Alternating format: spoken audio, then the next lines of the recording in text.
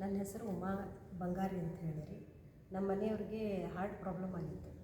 ICUದಲ್ಲಿದ್ದರು.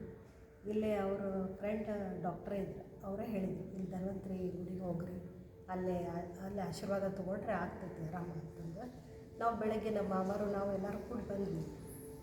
ಬಂದು ಅರ್ಚಕರಿಗೆ ಭೇಟಿಯಾಗಿ 9 ಅವ್ರ ಹೆಸರು ಹೇಳಿ 9 ಪ್ರದಕ್ಷಿಣೆ ಹಾಕಂತ ಹೇಳಿದರು. 9 ಪ್ರದಕ್ಷಿಣೆ ಹಾಕಿ ಎಲ್ಲ ಮುಗಿಸಿದ ಮೇಲೆ ನಾವು ಅರ್ಚಕರು ಅವರು ಪ್ರಸಾದ ಎಲ್ಲ ಕೊಟ್ಟು ಮಾತಾಡ್ಕೊತ ಕೂತಿದ್ವಿ. ಅಷ್ಟರೊಳಗೆ ICUಯಿಂದ ನಮ್ಮ ತಮ್ಮ ಫೋನ್ ಮಾಡಿದ, ಮಾಮಾರಿಗೆ ಆರಾಮಾಗಿತ್ತು.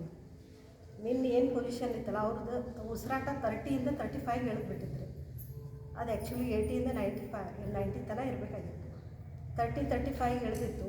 ಅದು ನಾವು ಇಲ್ಲಿ ಬಂದು ಪೂಜೆ ಮಾಡಿದ ತಕ್ಷಣಕ್ಕೆ ಅವ್ರದ್ದು ಇದನ್ನು ಉಸಿರಾಟ ಕರೆಕ್ಟ್ ಆಗಿಬಿಟ್ಟಿತ್ತು ರೀ. ನಾರ್ಮಲ್ ಆಗಿ ಮಾತಾಡ್ತಾಯಿದ್ರು.